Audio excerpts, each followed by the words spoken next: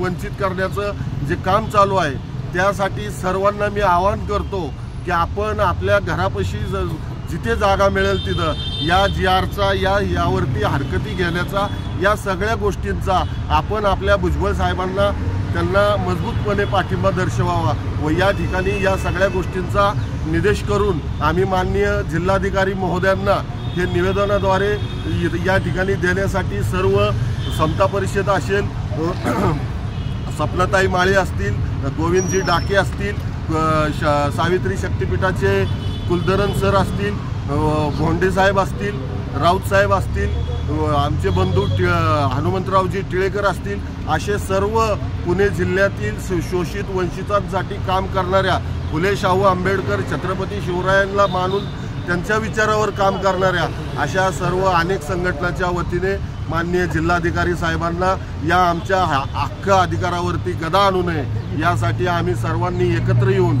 यांना निवेदनाद्वारे ते रोखावं त्वरित। आणि ही जी भडवेगिरी चालू आहे सरकारची किंवा त्याच्या काही चेल्या चिपाट्यांची त्यांनी तात्काळ थांबवावी। कुणबी खोटे दाखले देण्याचं जे कटकारस्थान चाललंय खोडाखोडी करून किंवा कसंही करून, कामटे नावाच्या व्यक्तीचं नाव कुणबी म्हणून त्याच्यात खोडाखोड करून दाखवलं जाते, अशा पद्धतीचे जे दाखले देण्याचं काम चालू आहे ते त्वरित थांबवावं आणि जाती जातीत तेढ निर्माण करण्याचं काम या ठिकाणी सरकारने करू नये।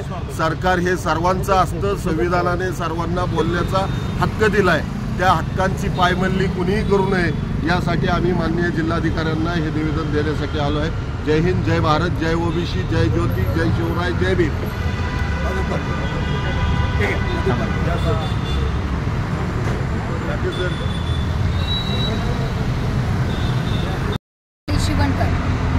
प्रथमतः या जातीवादी राज्य सरकारचा मी इथं निषेध व्यक्त करू इच्छिते।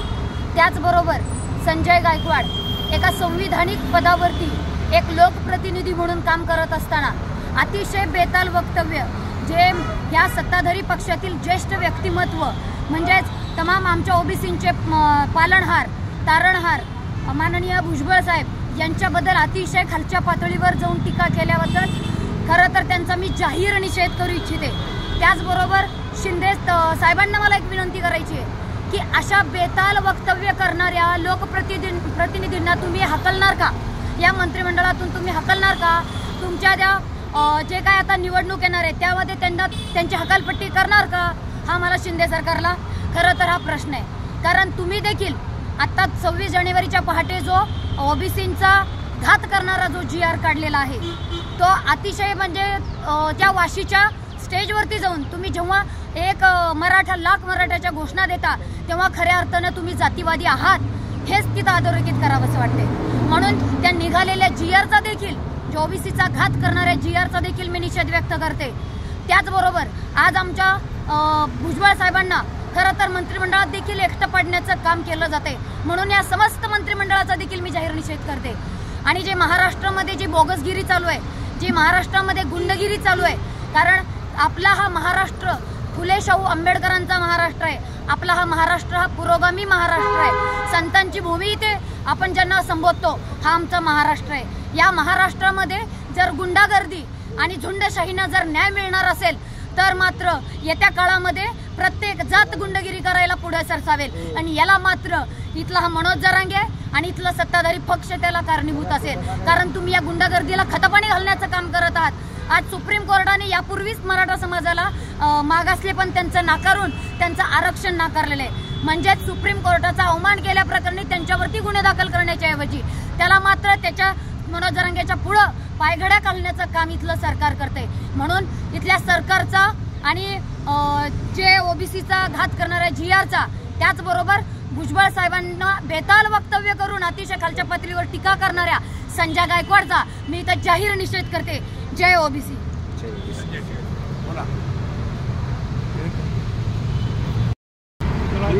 मधुकर कृष्णाजी राऊत अध्यक्ष महात्मा फुले मंडळ पुणे। आता बऱ्याच वक्त्यांनी आचार्यती महारथी आणि या सर्व नेत्यांनी ओबीसी नेते असो किंवा सर्व मंडळ किंवा संस्थेची आता जे आहेत अगदी तीव्र शब्दात निषेध केलेला आहे।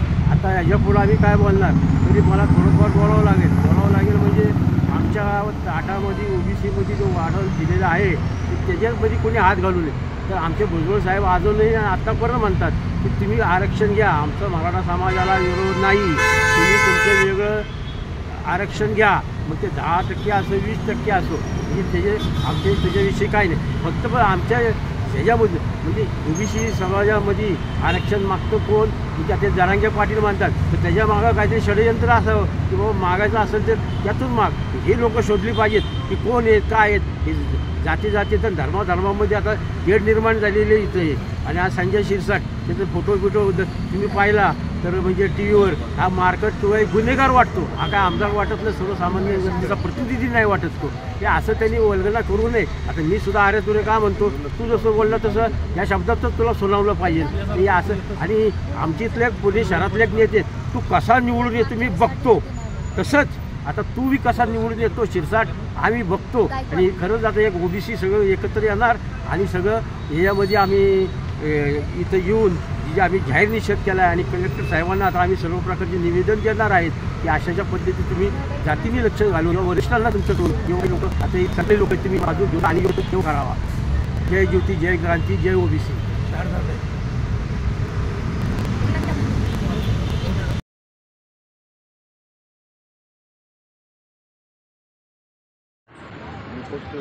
मी क्रांतीज्योती सावित्रीबाई फुले महिला मंडळाचे अध्यक्ष शारदा लडकर आज इथे निवेदन देण्यासाठी आलेले आहे.